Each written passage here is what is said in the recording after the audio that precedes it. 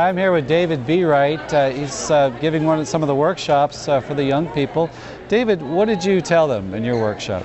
Well, there were a few things that I think are important for these young people to understand. And the first and foremost is that the youth are not the future of the pro-life movement. They are the pro-life movement right now. And we saw that at the March for Life here as tens of thousands of young people crowded Parliament Hill and the streets of Ottawa. So they need to recognize it's not something they will do, it's something they are doing. And then it's important that they recognize their generation is the generation being targeted by the abortion industry. It's their friends, it's people in their schools, in their churches who are having abortions. And so they have an opportunity to make some of the greatest impact of anybody. There was a study that was shared at the Students for Life of America conference a couple of years ago, and I shared this with the students and the youth here, but they said that 82% of women who had had abortions said that if one person in their life had said, "I will help you through this," they would not have had the abortion. Wow. And these young people need to recognize they can be that one person to say, "I'll help you," and then be there as a shoulder to lean on for a friend in a crisis pregnancy, to be there with them throughout the pregnancy and even after a child is born. So they can make a difference, being involved in efforts like the March for Life, being involved in pregnancy help centers, being involved in post-abortion healing ministries or education or advocacy or even political efforts. Even if they're not yet of age to be able to vote, they can still make sure that good candidates get put forward and they can get elected, and also good laws can get passed. They can do a lot of advocacy. Yeah. So there are lots of things that young people can do to make a difference right where they live, to change hearts and minds, to save lives, and even, God willing, to impact eternal souls. All right.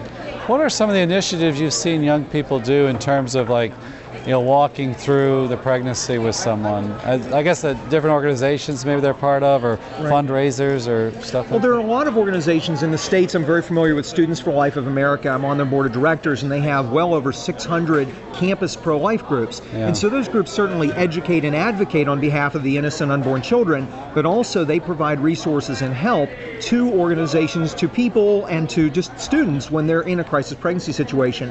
One of my favorite examples of this comes out of Charlotte, North Carolina. On the Belmont Abbey campus, there's in that town a maternity home called Room at the End. They're an unbelievable organization. And they recognize that on college campuses, you rarely see pregnant women because many times they feel pressured to have an abortion so they can continue their education. And so they said, what if we were to set up a pregnancy resource right here on the campus for not only the women at Belmont Abbey who might be in an unexpected pregnancy, but also people in the community, so the Belmont Abbey students can serve those in a crisis pregnancy. And it's the first in the country like this, but a lot of students are saying, well, we may not be able to put up a full maternity home, but how can we provide resources? How can we make sure that other students know help is available and there are people who will walk with you? And many times it's those students taking their peers to a pregnancy help center and bringing them alongside a ministry or an organization equipped to help them throughout the pregnancy. And sometimes too, I've seen, you feel like maybe this is the role of, like, the older generation, is to organize something that young people can plug in and serve with their energy and their time. And is that on the rise too? It certainly is. And I mean, with 40 Days for Life, my experience, we've had over 575,000 participants that have gotten involved in 40 Days for Life. 30+% of them in all of our surveying are brand new to the pro-life movement, and the overwhelming majority are young people. And I see that as I travel all across America and around the world. And so they can get involved in efforts that have been started by others, whether they're an established group or a new group. But the other thing is, many times they are starting organizations, they're starting new efforts that are making a huge difference. Look at Lila Rose and her undercover investigations. Look at groups like Crossroads that walk across America and Canada. These are youth-led organizations that are making a profound difference. So I always tell young people, don't wait for somebody else to do it, and don't only plug in with an existing ministry. That may be your call, but maybe you're called to start up something brand new, innovative, that us older people haven't even thought of yet. Right. Yeah, it's thinking outside of the box, thinking with the new generation, how they social network and everything. Definitely all that needs to be brought to the fore. Yes. What about the contribution of men and young men? I mean, we just see a lot of women at these conferences. What do men bring to the table? Well, men have to understand that when the abortion industry tells them you have no say in this because you're a man, half of the children who are being aborted are male. The other thing the abortion industry fails to mention when they're telling men you have no say in this is that the majority of abortionists are men. And so if they were following their own advice, all those abortionists would leave the abortion industry who are male.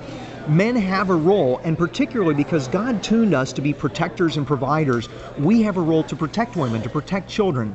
And I always tell men, You have an obligation to speak up for those who cannot speak for themselves, to be the rescuers of those who are being led to the slaughter. Find your place. Now, certainly women have a profound and beautiful voice, and a voice of experience that we can never share because we haven't been down some of the same roads. But this is a human justice issue that affects men just as much as it affects women. Yeah. I've met many men who are post-abortive who share with me the pain of a woman who had an abortion and he had absolutely no say in this, and they're carrying that pain, so they need healing just as much as anybody else.